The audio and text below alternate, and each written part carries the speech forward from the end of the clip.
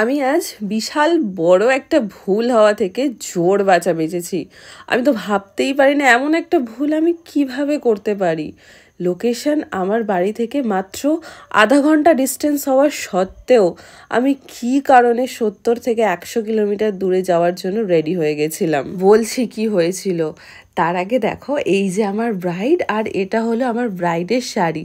Bride যেমন তেমন সুন্দর, তার থেকেও কিন্তু অনেক অনেক অনেক বেশি সুন্দর ব্রাইডের এই শাড়িটা। আমার এত পছন্দ হয়েছে, আর শাড়িটায় পুরো ভরা কাজ। চলে এসছি। জানো তো, আজকে আমার একটা খুব মিস্টেক হচ্ছিল। আমি বর্ধমান চলে যাচ্ছিলাম।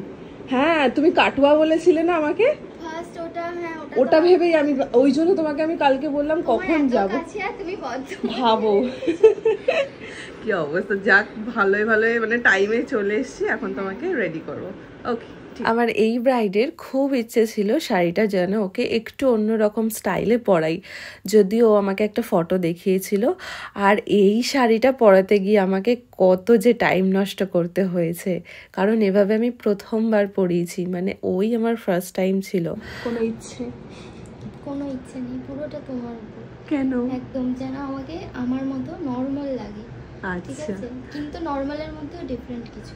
আচ্ছা ঠিক আছে, ঠিক আছে, ম্যাজিক করি কিছু তাহলে। ম্যাজিক করো, তোমার হাতে জাদু দেখাও। চলো শুরু করো। আমি ব্রাইডদেরকে লেন্স পরানো একেবারেই বন্ধ করে দিয়েছি, কারণ বেশ কয়েকটা ক্ষেত্রে লেন্সে বহু সমস্যা দেখা দিয়েছিল। তবু আমার এই ব্রাইডের একটু ইচ্ছে ছিল, ইচ্ছে না বলতে পারো, ও আমার ওপরেই ছেড়েছিল। তো আমি ওর জন্য একটা লেন্স ক্যারি করি, কিন্তু এরপর থেকে আমি আর কখনো লেন্স ক্যারি করব না কারোর জন্য। তার কারণ হচ্ছে লেন্সে বহু সমস্যা আসছে, চোখে থেকে জল আসছে কন্টিনিউ, মেকআপ খারাপ হচ্ছে, আর লাস্টলি যেটা হয় সেটা অনেকটাই বেশি টাইম নষ্ট হচ্ছে।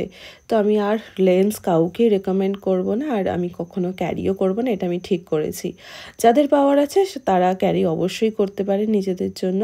এছাড়া যাদের ইচ্ছে তাদেরও বলবো নিজের মতো করে ট্রায়াল দিয়ে তোমরা কিন্তু পড়তে পারো।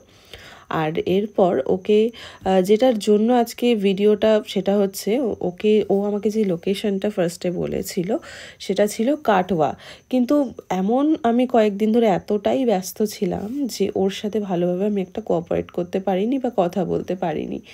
দোষটা সত্যিই আমার, কারণ আমি কাজের প্রচণ্ড চাপের মধ্যে ছিলাম, আর ওর সাথে যে দুটো ভালো করে কথা বলবো সাজগোজ নিয়ে, সেই সময়টুকু আমার হয়নি।